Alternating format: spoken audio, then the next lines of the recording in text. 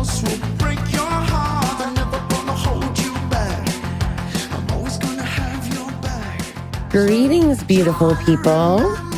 Happy September 29th. Bobby the Awesome here, coming to you from Kansas, from Overland Park, Kansas, in my girlfriend's living room. Just to keep you updated on where I'm going. I'm here in Kansas for a couple more days, and then it's off to Denver.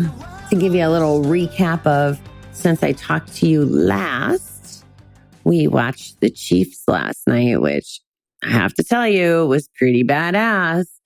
It was really quite an intimate setting, and it was wonderful because there was just, as much as I run around here trying to see everyone, this was like a little girls' night, and there was just four of us, and I was calling it Super Bowl number 2, just like how we had St. Patrick's Day number 2. This was Super Bowl number 2, and Chiefs won, of course.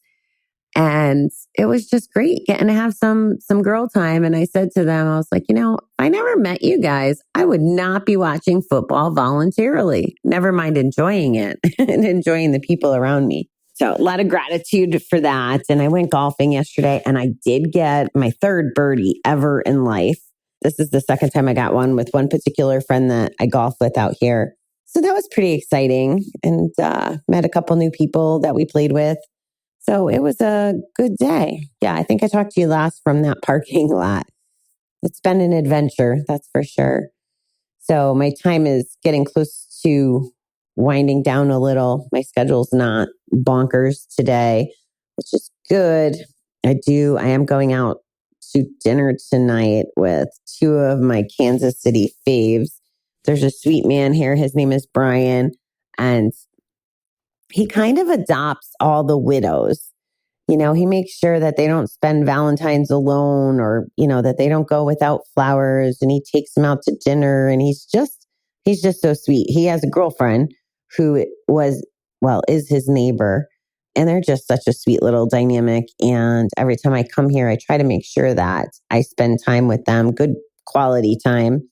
And last year we went to a restaurant called Bonefish Grill. And if you're not familiar, they're pretty national chain. If you're not familiar, it's a seafood restaurant. And I think one of their specialties is what's called Bang Bang Shrimp, which is a nice spicy shrimp, and it's amazing. So that's where we went last year. Tonight we're going to J. Alexander, I think, which I'm not sure that I've ever been to, but I'm looking forward to the quality time. And it's funny, as Americans, I think we tend to celebrate and socialize around food. At least I know that's kind of how I've been booking a lot of my time. Hey, you want to meet for lunch? Hey, you want to meet for dinner? And then I try to sprinkle in activities, like going for the walk with Jerry on Saturday, get 5 miles in, and golfing with Chip yesterday. I walked, and I was hoping to be on a bike ride today, but that didn't quite work out. My girlfriend couldn't get the day off of work. So I am going to have kind of a not rushy day, which is nice because this is sort of supposed to be a vacation. Okay, so let's get to today's reading. Today's really September 29th, not like yesterday when I tried to fast forward it. So T.H. White says, the best way to forget a problem is to learn something. I think I'm going to like this. Boredom can be a real problem in recovery. We may spend too much time thinking about ourselves and not enough time thinking about other things. A whole world of knowledge is there for us, ours for the taking. A 77-year-old man told a meeting he recently taken up painting with watercolors. He'd never touched a brush before in his life, but thought it might be fun. He got some inexpensive paper, borrowed a few books from the library, and gave it a try. Every sunny morning, he went to the park and painted pigeons or squirrels, people walking by, or trees, thoroughly enjoying himself. He soon discovered he could have the time of his life doing something new, learning as he went. That man knew an important secret about life. When we're feeling down or depressed, feeling that our lives are worn out and over, we can do something different, trying something new, learn something, take a chance. Our minds brought us this far in recovery, and a whole world is there for us, only if we reach out for it. Today, help me remember all my choices and take advantage of all that life has to offer. Well, if this isn't right up my alley, I 1,000,000% agree that boredom is a problem, a real problem in recovery for sure. I've seen drastic boredom with COVID, and I don't relate to it tremendously because I've chosen to take this other path of getting knowledge and learning things and going forward. And although it's been a lot of business related, I mean, if you asked me a year ago, would I be opening a virtual assistant like marketing agency? I would have laughed at you, you know? But the learning has gotten me this whole new skill set and vigor and passion and excitement. And I get to help people both as entrepreneurs and as gamblers now. And it's very fulfilling. And I'll tell you, by learning and being busy, I don't think about gambling like want to go gamble. I think of it as part of my, my business model and making sure that I'm raising awareness all the time. I talk about it very openly in front of anybody and everyone that will listen. As I've mentioned, it's ingrained. I was on the phone with my social media guy a little while ago, and he says to me, he kept saying, we have to double down. We have to double down. And he was talking about certain tasks. He's in the UK and it's just a language thing. It's just there. And when I was out this past weekend, I told you about, getting these raffle tickets, AKA drink tickets. It's just the norm. So those are all opportunities for me to share the dangers. I was listening to a podcast yesterday that I've interviewed with this guy. He interviewed me and I'll be on his show at some point. I don't know when it's going to release, but it's something, his show is about happiness or something to that effect. But the idea was for me to get on there was his audience may or may not know about gambling. So I went on there. So anyway, I was listening to his program yesterday and there was a fella on there, and this is so tricky, right? Like I may reach out to this fella. I had kind of an interesting reaction to it. But this man is out and he's trying to help the world. And his mission is to help parents teach their children how to handle money when it comes to investing, specifically in the stock market. So he's trying to take away that fear associated with, you have to know everything to invest and da da da. And I honestly, it's funny, throughout my career, I was like, I need to learn the stock market. I need to learn politics, and I need to learn to golf. And really the only thing I've learned is golf. I would like to learn Spanish too, and that'll come as soon as I calm down. I should have learned that a million years ago, between working directly with South America in my floral career to having Latino employees when I was in the warehouse. I just could have done a much better job with learning Spanish sooner. My bad, but we'll get there. Maybe I'll just go to Spain to learn it. Anyway, boredom is an issue. Oh, I totally got sidetracked. Sorry, let me back up. So this guy is trying to help people learn how to invest in the stock market. And all I kept hearing, like he means well, and he's trying to help people find their security and freedom. Like he talked about, him and his wife were both in the financial arena, and they moved from like the big fancy house down to a smaller place, to become more financially secure, which he acknowledged the ego part of it, like having the nice house and those kinds of things. But it made more sense to downsize. And I thought that was a great principle. And it's one we can all use when we're trying to clean up our gambling debt or for our future in general. Anyway, in the background, all I could think is he's teaching kids younger and younger to play in the stock market. And I haven't read his book. I think I'm going to. And I think I'm going to reach out to him and see if he's willing to incorporate like a safety message. I think that might be an opportunity because, yeah, it's great to teach people how to protect themselves, but I don't know if his teaching leads to that chase, the constant, like watching the stocks every day, or if it's more of a, you invest and you set it and forget it, like how, that's how I do my 401k. I have no idea what I'm invested in, and I don't need to know. I don't want to pay attention to it every day because it's that same adrenaline rush or could be as gambling. And I remember feeling it back when I was working on the project with my company last year. I was investigating alternatives and trying to understand the FTD business. And they had filed bankruptcy and their stock got like below $1.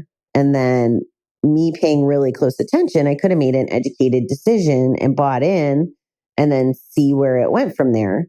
But because I was afraid of the, I don't know, repercussions or I was afraid that it would turn on the same pathways in my brain for gambling.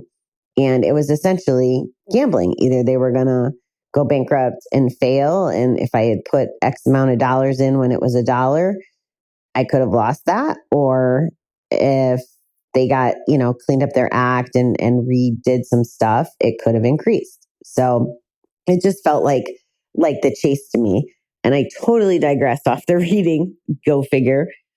So I'm going to circle back here. So boredom is definitely a challenge.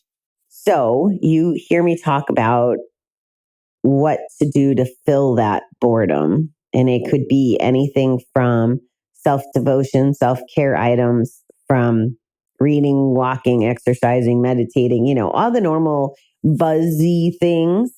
What I like about this reading though is they take it to a different level with this art, with this man at 77 years old learning a new thing. And it's a choice, guys. It's totally a choice, okay?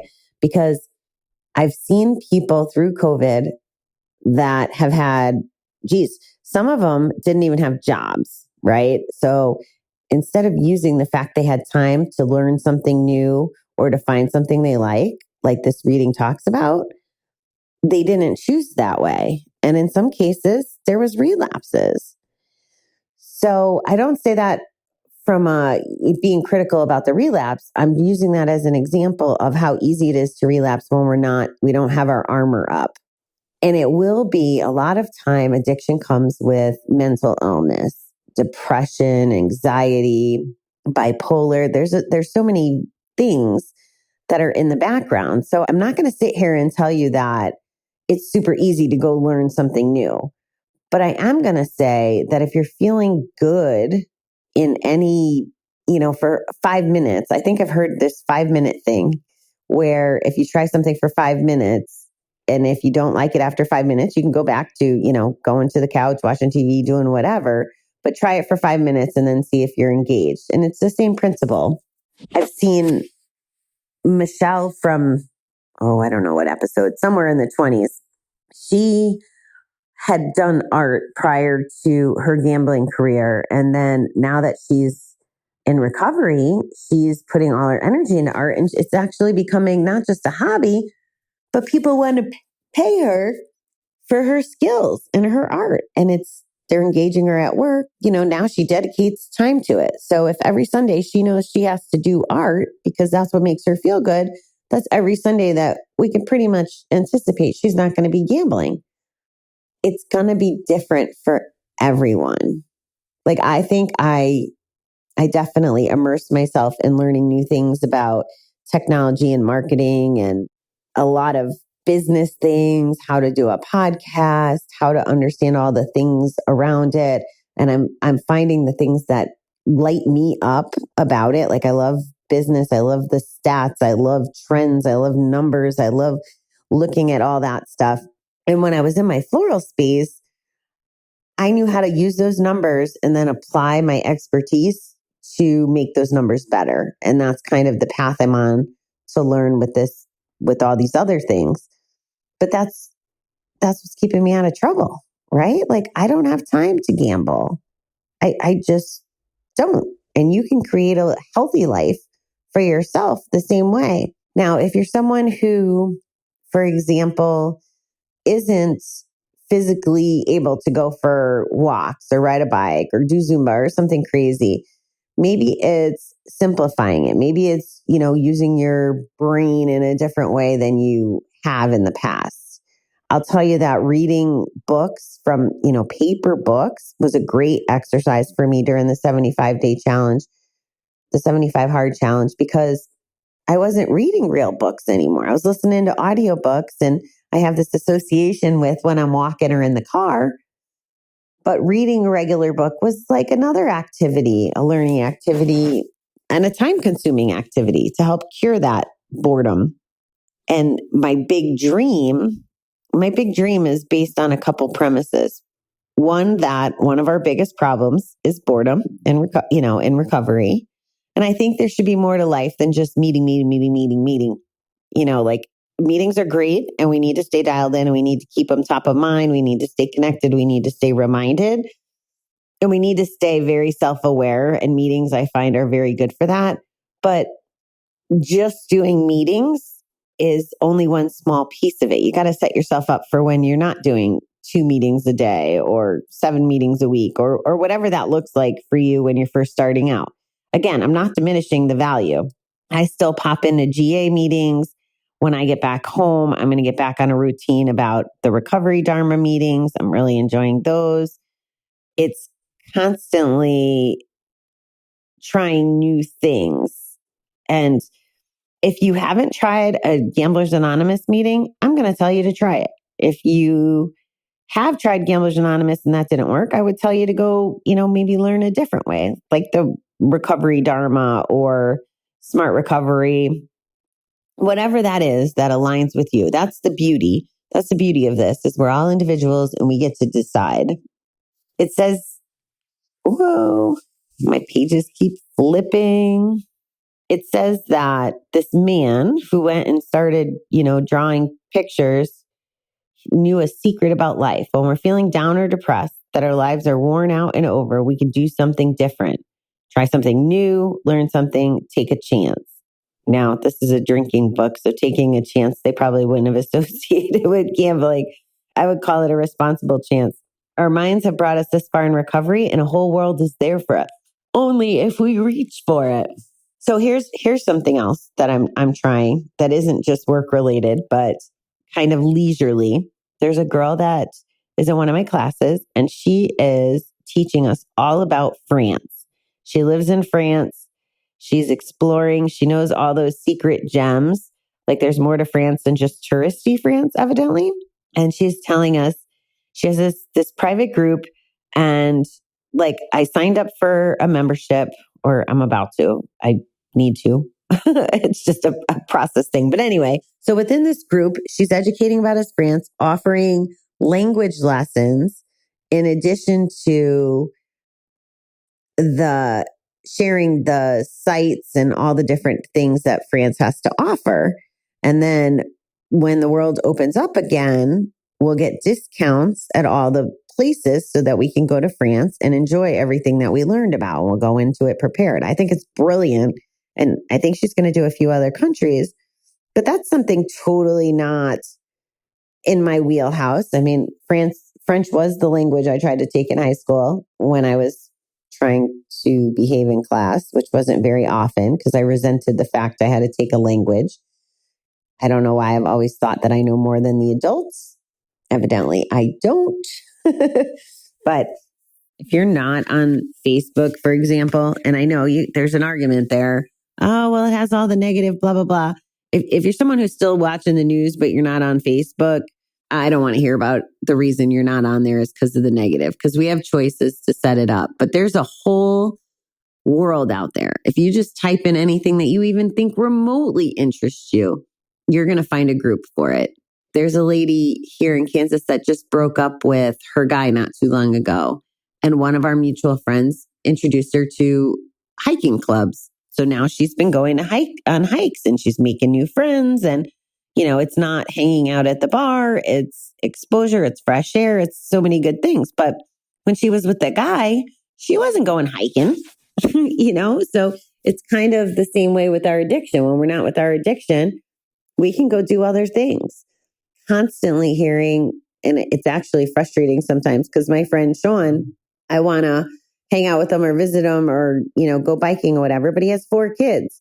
And now that he's not gambling, he has to, well, he doesn't have to, but he chooses to and wants to be engaged with the kids. And they do all kinds of activities, biking and sports and soccer. And, all these things. And he actually doesn't have time half the time, which is exactly what the point of this reading is. You can cure the boredom and you can learn new things.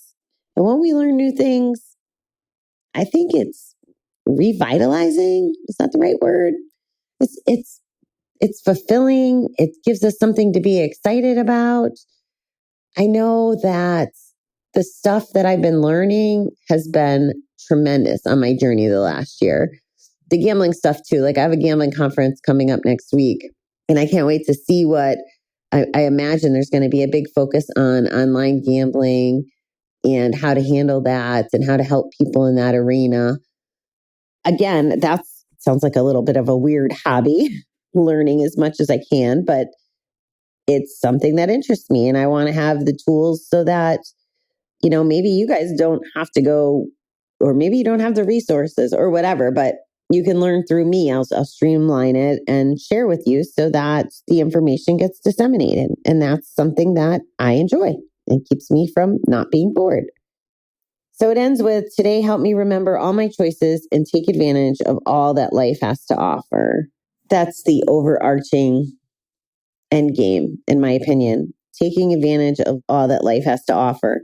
My friend Mary must have called me. She said, "You're living the life of Riley right now." She said that a half a dozen times last night because I'm traveling the country and I'm hanging out with friends and I'm socializing well and eating well and seeing new things and meeting new people. Well, yeah, why not? What's the point of, I don't want to say what's the point of life otherwise, but what's the point of life if you're not living it and enjoying it? We often get in the ho-hum of, work to live, live to work. We get up, we go to our jobs, we come home. Maybe we have hobbies, maybe we don't. Maybe it's family time, go to bed, get up, do the same thing. It's just like over and over the same thing. But you don't have to have it that way. You have a choice in this. And here's another thing. You ready for this? This is the most beautiful thing about quitting gambling. It's a big shift because I know for me, the whole time I was gambling, I would not spend money on, and I'm going to say air quotes, myself. Myself meaning something like travel or activities. Like I'm not going to go to a paint and sip and spend $40 when that $40 can get fed into a slot machine and totally disappear in seconds. Like how absolutely backwards is that? So that's kind of a thing you need to be mindful of. I'm try to remind you as often as I can, you're worth it and you deserve it. And it's going to come that way with the activities. Like don't go, oh, I can't. A cruise is a perfect example. So say you were to go on a cruise, and I did this. I've been on 2 cruises. And the first one, I wouldn't spend any money on excursions. I was just too cheap. I wanted to be at the casino. It would impact my gambling time. It would impact my gambling funds. So I didn't go on any excursions. Now, the last cruise I went on, even though it was my last hurrah, I also was trying to be mindful of taking advantage of the full experience. And this is even before rehab, guys. Like I knew I was going to rehab as soon as I got off the cruise, but I actually did make excursions and plans, which helped probably slow down my gamble some because I wasn't focused on scheduling my time around gambling. I did end up gambling around it. And I knew it was my last hurrah. It was delicate because mom was there and she didn't want me gambling. But anyway, I will tell you that I had a much better time on the cruise where I was doing the excursions and getting engaged in things like I touched those prickly little things. What are they? The snorkel? Not snorkel. I can picture them. Those flatfish, stingrays. I went and pet the stingrays and swam in the water with them. And those are not things that I would normally do, but it was fun and it was a beautiful experience. I jumped off a freaking cliff and ate Jamaican Caribbean jerk chicken and made new friends and just so many things like that. But if I was in the casino room, I wouldn't be making friends. I wouldn't be experiencing life. So be willing to, and you're going to be in debt, right? Like we're all probably in debt. And it's okay to still spend money on yourself. It's okay. It means you're healing. Because here's one last thought I want to kind of give to you. If you weren't spending money on yourself and you were just white knuckling it through quitting, okay, and you didn't allocate a little bit of funds towards the learning or curing boredom or doing an activity, and you're not then starting to feel fulfilled or to learn new things in your recovery, then it's very easy to relapse. And if you relapse, it's going to cost you way more money than a $40 paint and sip. That's my humble opinion and experience. That's my experience, unfortunately, or fortunately, however we want to look at it. So that's kind of where I'm at.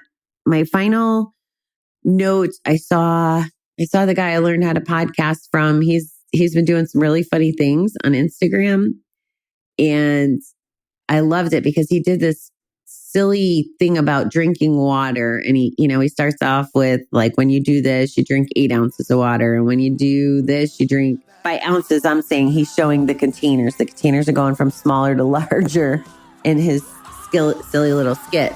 But he basically just did it as a reminder, like, hey, drink your water, people. So I'm going to remind you to do that because I haven't in a while. And as we change seasons, if you're on the other side of the world and you're ramping up for summer, I feel like it's easier to drink water in the summer. But here it's kind of getting chilly and I find myself not as thirsty for water. I want more coffee and warm beverages. So stay hydrated, guys. That's my today. Stay hydrated. Take care of yourselves. And I will be back with you tomorrow. Thanks for tuning in. So long.